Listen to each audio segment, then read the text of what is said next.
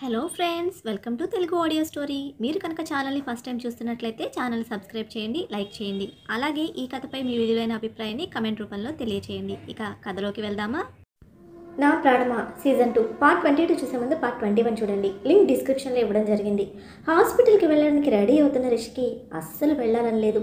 వెళ్ళి బెడ్ పైన కూర్చొని కట్టుకున్న టై తీసి పక్కన పడేసి ఆలోచనలో మునిగిపోయాడు.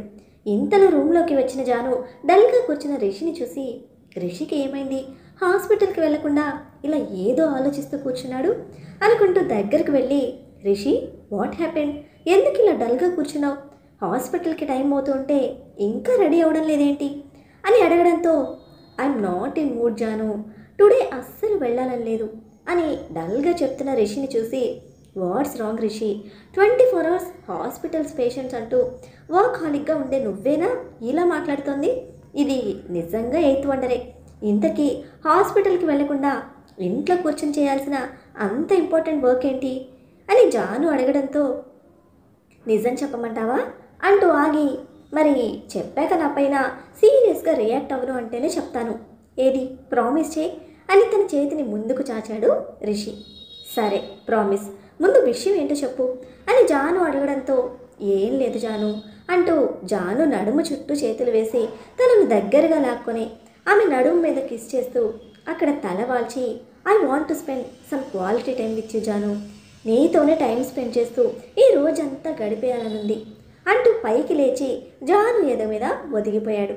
ఈ క్షణం రిషి నోటి నుండి వచ్చిన ఆ మాట కోసం ఎన్నో సంవత్సరాలు తన కన్నీటితోనే సావాసం చేసి ఎన్నో నిద్రలేని రాత్రులను ఎదురు చూపుల్లో గడిపేసి రిషి అనే ఆశని శ్వాసగా చేసుకొని ఒక్కో ఒంటరి క్షణాన్ని తన కన్నీటి బొట్లతో లెక్కిస్తూ నిరీక్షించిన ఆ క్షణం తన దరి చేరే వేళకి తానుగా రిషిని దూరం పెట్టాల్సి రావడంతో జాను మనసు బాధతో మెలితిరిగింది.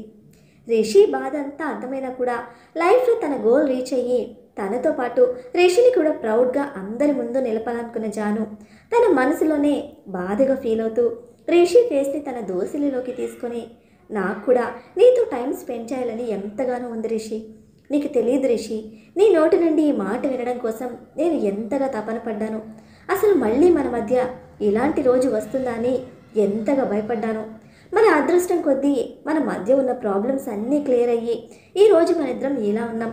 బట్ నన్ను డాక్టర్గా చూడాలన్నది నా గోల్ మాత్రమే కాదు, మా అమ్మ కోరిక కూడా. అది నిజం చేయాలంటే నేను సిన్సియర్గా ప్రిపేర్ అయ్యి ఎగ్జామ్స్ అటెంప్ట్ చేయాలి. నువ్వే కదా నీ వైఫ్ని టాపర్గా చూసి ప్రౌడ్గా ఫీల్ అవ్వాలని ఆశపడ్డావు. అయినా విరహం కూడా మధురంగానే ఉంటుందని అంటూ ఉంటారుగా. Let's enjoy that phase to. అయినా ఇన్ని రోజులు నన్ను ఎంతలా ఏడిపించావు, మరి నేను నా రివెంజ్ తీర్చుకోవద్దా, ఆ ఫస్ట్ నైట్ ముహూర్తం ఏదో పెట్టేస్తే మళ్ళీ నాకు ఛాన్స్ ఉండదుగా అంటూ రిషి బుగ్గపై చిన్నగా బైట్ చేసింది జాను. జాను బయటికి ఆ అంటూ అరిచి, నా మీద రివెంజ్ తీర్చుకుంటావా, అయితే ఇప్పుడు నా రివెంజ్ ఎలా ఉంటుందో చూడు అంటూ జాను 2 చేతులు వెనక్కి పెట్టి తన ఒక్క హ్యాండ్తోనే పట్టుకుని జాను ఫేస్కి దగ్గరగా వస్తున్న తనని చూస్తే జాను గుండె వేగం పెరుగుతూ ఉంటే చాలా భారంగా తన కోరికని అదుపు చేసుకుంటూ, రిషి ప్లీజ్ అర్థం చేసుకో అంటున్న జాను పెదాలను అందుకున్నాడు రిషి. వదులు రిషి అంటూ గింజుకుంటూ ఉన్న జాను కొన్ని సెకండ్స్లోనే ఆ ముద్దుకు అనుగుణంగా మారిపోవడంతో ఇంకా రెచ్చిపోయాడు రిషి. ముద్దును ముద్దులా కాకుండా పనిష్మెంట్లా ఇస్తున్న ఇంటెన్సిటీకి తట్టుకోలేని జాను రిషి నడుం మీద గట్టిగా గిల్లేసింది.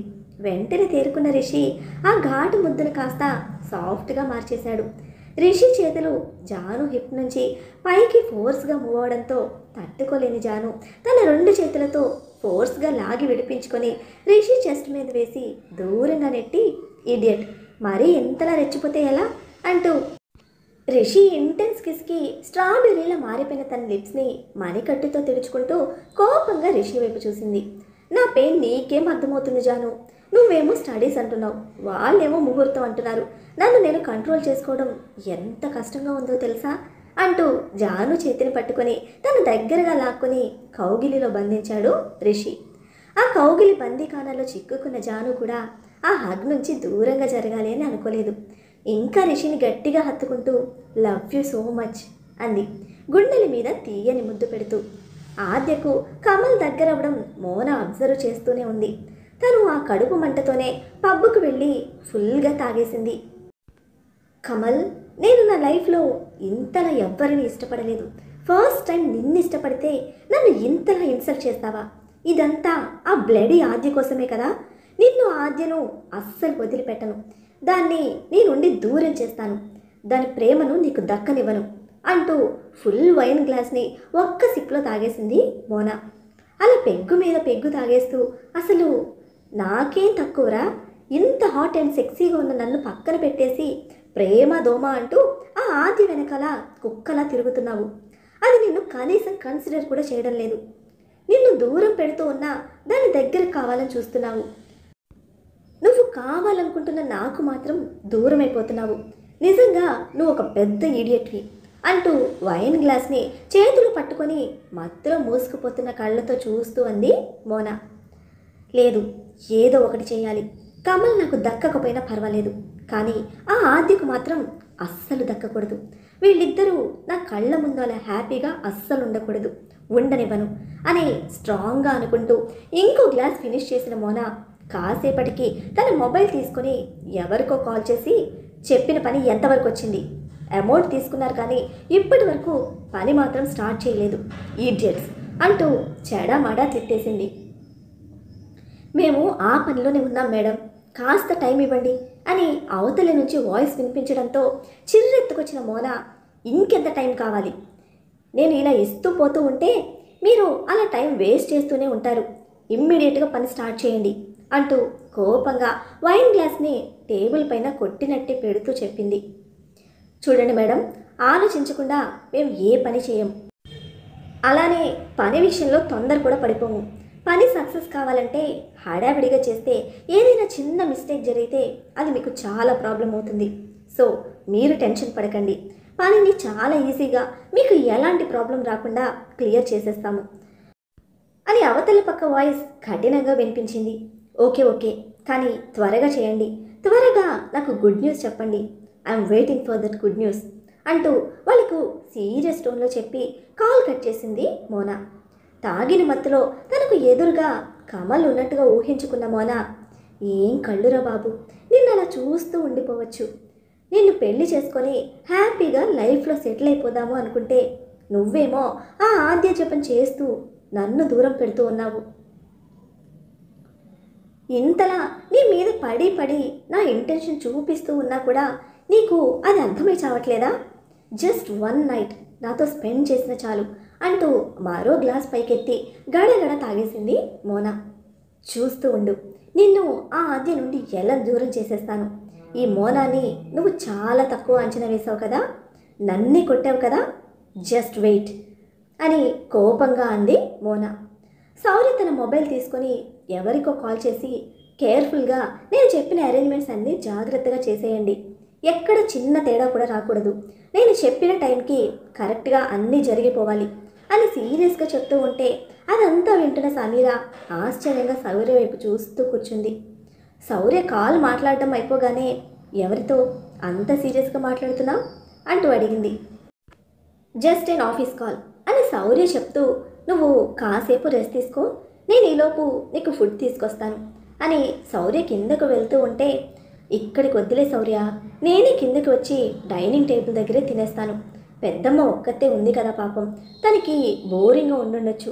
నువ్వేమో నన్ను ఒక్క క్షణం కూడా వదలకుండా ఇక్కడే లాక్ చేసేసావు అని సమీర అనడంతో, ఇప్పుడు నువ్వు స్టెప్స్ దిగడం అంత అవసరమా సమీ అన్న సౌర్యకు వెంటనే ఐడియా వచ్చి, అయినా నువ్వు దిగాల్సిన అవసరం లేదు.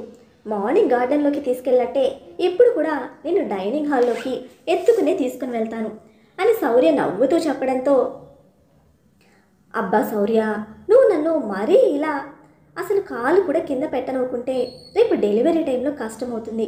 ఇది నేను నీ వైఫ్గా కాదు, డాక్టర్ సమీరాగా చెప్తున్నాను అంటూ చెప్పడంతో, అవునా, డాక్టర్స్ ఎక్సర్సైజ్ అండ్ వాకింగ్ చేయమని చెప్తారు కానీ ఇలా పైకి కిందికి స్టెప్స్ ఎక్కి దిగమని చెప్పరు కదా. డాక్టర్ని కాకపోయినా నా వైఫ్ని ఎలా కేర్ తీసుకోవాలో నేను కూడా తెలుసుకున్నాను అంటూ సమీర తలకు చిన్నగా ఢీ కొట్టి చెప్పడంతో, ఇంకేం చెప్పినా వినడని అర్థమైన సమీర, అది కాదు శౌర్య, ప్లీజ్ మార్నింగ్ అంటే ఎవ్వరూ హాల్లో లేరు కాబట్టి సరిపోయింది. ఇప్పుడు డైనింగ్ టేబుల్ దగ్గర పెద్దమ్మ మిగతా వాళ్ళందరూ ఉంటారు. ప్లీజ్ వాళ్ళందరి ముందు నాకు చాలా సిగ్గుగా ఉంటుంది. అలా మాత్రం చేయకు, మెల్లగా నేనే స్టెప్స్ దిగేస్తాను అని రిక్వెస్ట్గా అంటున్న సమీర పెదాల మీద తన చేతిని అడ్డుగా పెట్టి, నా భార్యను నేను ఎత్తుకునే తీసుకెళ్తాను, ఇంకేమైనా చేసుకుంటాను. చూసే వాళ్ళకి ఇబ్బందిగా ఉంటే వాళ్ళే కళ్ళు మూసుకుంటారులే. నీకు అంతగా సిగ్గుగా ఉంటే నేను డైనింగ్ టేబుల్ దగ్గరకు తీసుకువెళ్ళేంత వరకు నువ్వు కూడా నన్ను చూడకుండా కళ్ళు మూసేసుకో. అప్పుడు అక్కడ ఎవ్వరుండేది కూడా నీకు తెలియదు కదా అని. ఎలా ఉంది ఐడియా అంటూ ఐవింగ్ చేసి అడిగిన శౌర్య వైపు కోపంగా ఒక లుక్ ఇచ్చి, శాడిస్ట్, నా మాట నువ్వు ఎప్పుడు విన్నావు గనక ఇప్పుడు వినడానికి. సరే ఇంకా చేసేదేముందిలే కానీ అంటూ తన 2 చేతులు శౌర్య వైపు చాచి నవ్వుతూ చెప్పింది సమీర. హ్యాపీగా సమీరను తన 2 చేతుల్లోకి ఎత్తుకొని లెట్స్ గో అని నవ్వుతూ చెప్పాడు శౌర్య. ఆది మనసులోని మాటను ఎలా బయటికి చెప్పించాలో కమల్కి అస్సలు అర్థం కాలేదు. ఎలా అయినా సరే నేను ఆద్య మనసులో నా పై ఉన్న ఫీలింగ్ని తనకు తానుగా బయట పెట్టేలా చేయాలి. అప్పుడు కానీ నాకు పీస్ ఆఫ్ మైండ్ ఉండదు. బట్ హౌ, ఏం చేస్తే అది జరుగుతుంది అనుకుంటూ ఆలోచనలో పడిపోయాడు. కాసేపటికి ఎస్ గాట్ ఎన్ ఐడియా అంటూ ముందు తనతో కొంచెం క్లోజ్గా మూవ్ అయ్యి తనకు నాకు మధ్య ఉన్న డిస్టెన్స్ని తగ్గించుకోవాలి. కాస్త నాతో టైం స్పెండ్ చేస్తే ఏదో ఒక టైంలో తనే ఓపెన్ అయిపోతుంది. First I have to take her out అని అనుకుని వెంటనే మొబైల్ తీసి ఆద్యకి కాల్ చేశాడు. కమల్ నుండి ఫోన్ రాగానే తనకు తెలియకుండానే వెంటనే కాల్ లిఫ్ట్ చేసి హలో కమల్ అని ఒక ఎగ్జైటింగ్ వాయిస్లో ఉంది ఆద్య.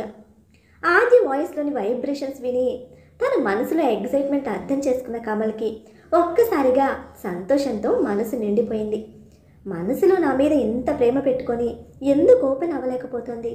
ఒకవేళ శౌర్య గురించి గిల్ట్ తనని ఆపుతుందా?